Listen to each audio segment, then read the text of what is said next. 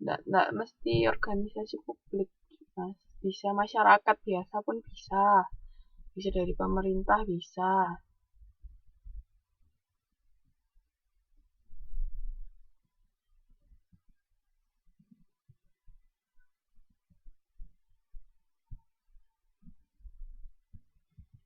Oke, sekarang saya masuk ke sejarah perkembangan konsumerisme. Jadi pertama di tahun 1905 sampai 1920 atau muckraking era itu masyarakat mulai sadar perlunya perlindungan terhadap konsumen. Terus ketika di sini kenapa kok mereka mulai sadar karena ada tulisan dari Upton Sinclair, dia menceritakan kondisi industri pengempakan daging di Chicago. Nah, ini untuk jelasnya tulisannya seperti apa saya kurang tahu. Mungkin kalau tertarik bisa di googling. Dengan adanya tulisan ini, akhirnya konsumen sadar kalau mereka perlu untuk dilindungi.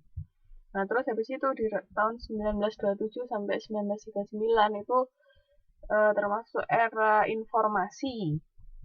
Di sini muncul satu aturan yang menekankan perlunya dilakukan evaluasi produk yang independen bagi konsumen dan menyelidiki tindakan dan praktik penipuan terhadap konsumen. Jadi ini juga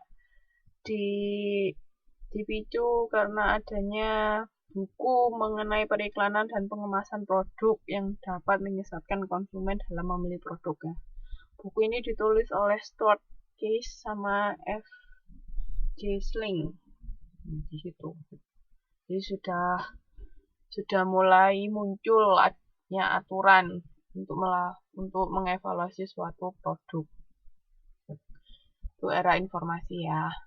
Terus habis itu di tahun 45 sampai 60 itu ada era kepedulian berlanjut. Jadi kemakmuran membuat konsumen kurang peduli terhadap konsumerisme. Di sini ini kan karena makmur, jadi kemakmuran yang dialami setelah perang membuat konsumen kurang peduli. Jadi tidak terlalu banyak peraturan yang dikeluarkan pada era ini. Peraturannya cuma berkaitan sama label, produk-produk hulu, terus melarang busana dari produk yang mudah terbakar, sama peringatan terhadap produk rumah tangga. Jadi karena sudah semakin makmur, jadi konsumennya nggak terlalu peduli sama konsumerisme. Terus habis itu di tahun 62 sampai 80 itu ada era gerakan konsumen modern. Di sini di tahun 62 itu dipicu oleh ini Consumer Bills of Rights dari Presiden John F. Kennedy, itu presidennya Amerika Serikat. Jadi di situ ada beberapa hak konsumen. Yang pertama adalah hak untuk mendapatkan keamanan. Jadi perlindungan dari produk yang dapat mengancam kesehatan dan kehidupan. Itu untuk yang pertama ya, hak mendapatkan keamanan. Misalnya di sini pencantuman tanggal kadaluarsa. Nah, kalau misalnya nggak ada pencantuman tanggal kadaluarsa, apalagi untuk makanan, nah kalau sudah lewat kan bisa keracunan yang makan, ya enggak? Mbak sama Mas biasanya kalau beli ngeliat tanggal kadaluarsa enggak? Apa asal beli aja?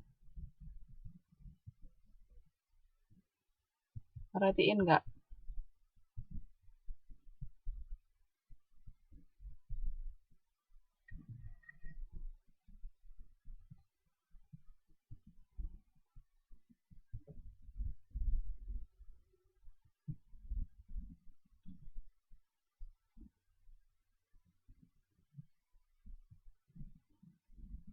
Perhatiin loh, kapan Mbak Winter datangnya?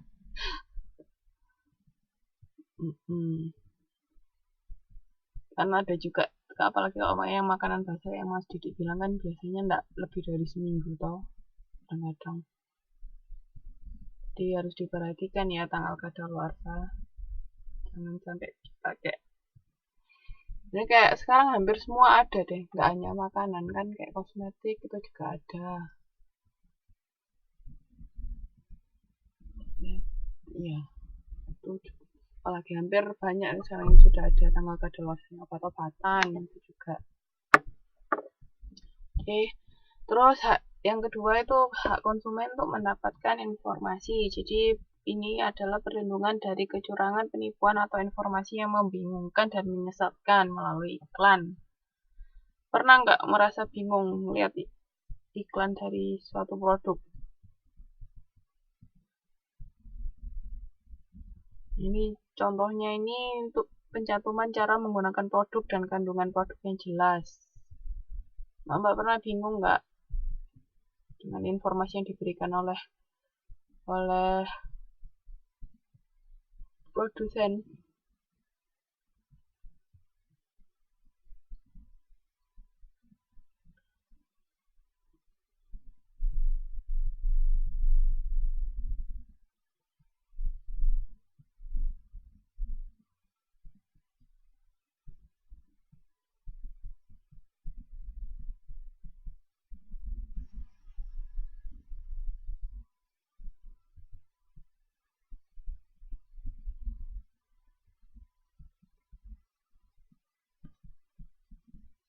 Ya.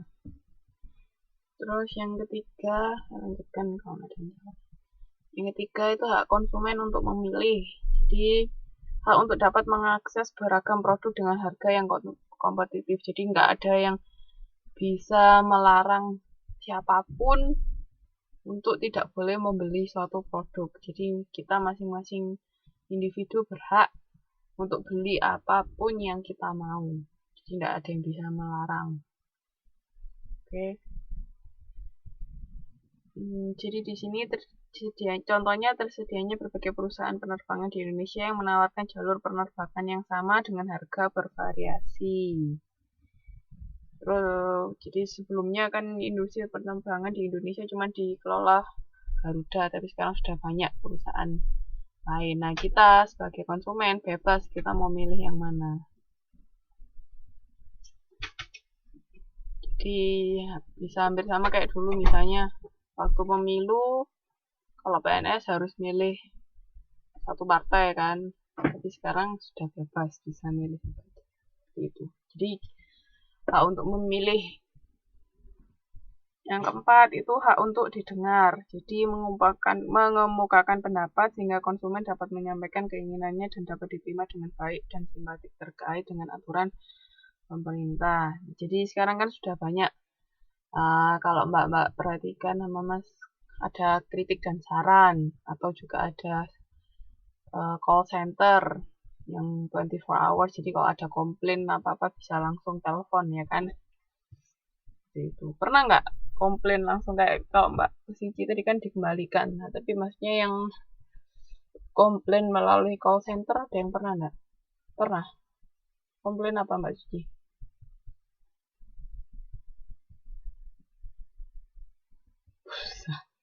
Kenapa pulsanya nggak masuk?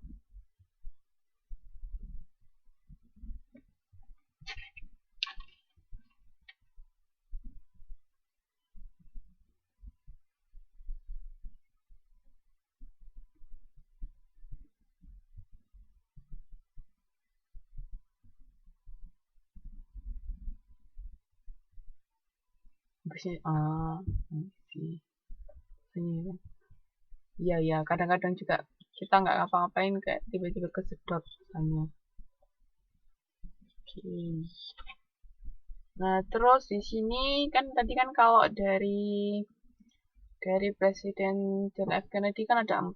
Nah, si Loudon sama Bita ini masih tetap di era gerakan konsumen modern ya.